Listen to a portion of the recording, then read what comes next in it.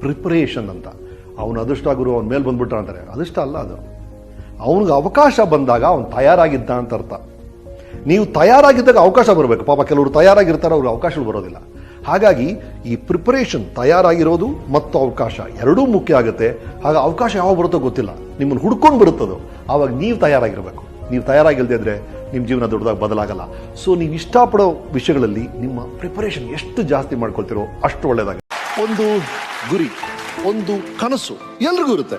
ಆದ್ರೆ ಅದನ್ನ ತಲುಪಕ್ಕೆ ಕೆಲವರು ಉತ್ಸಾಹದಲ್ಲಿ ಅಥವಾ ಅವಸರದಲ್ಲಿ ತಪ್ಪು ದಾರಿ ಹಿಡಿದು ಬಿಡುತ್ತಾರೆ.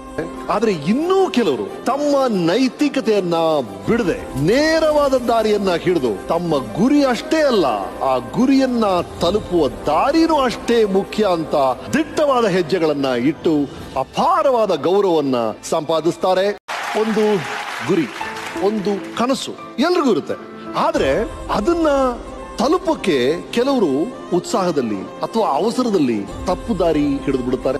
ಆದ್ರೆ ಇನ್ನೂ ಕೆಲವರು ತಮ್ಮ ನೈತಿಕತೆಯನ್ನ ಬಿಡದೆ ನೇರವಾದ ದಾರಿಯನ್ನ ಹಿಡಿದು ತಮ್ಮ ಗುರಿ ಅಷ್ಟೇ ಅಲ್ಲ, ಆ ಗುರಿಯನ್ನ ತಲುಪುವ ದಾರಿನೂ ಅಷ್ಟೇ ಮುಖ್ಯ ಅಂತ ದಿಟ್ಟವಾದ ಹೆಜ್ಜೆಗಳನ್ನ ಇಟ್ಟು ಅಪಾರವಾದ ಗೌರವವನ್ನ ಸಂಪಾದಿಸ್ತಾರೆ.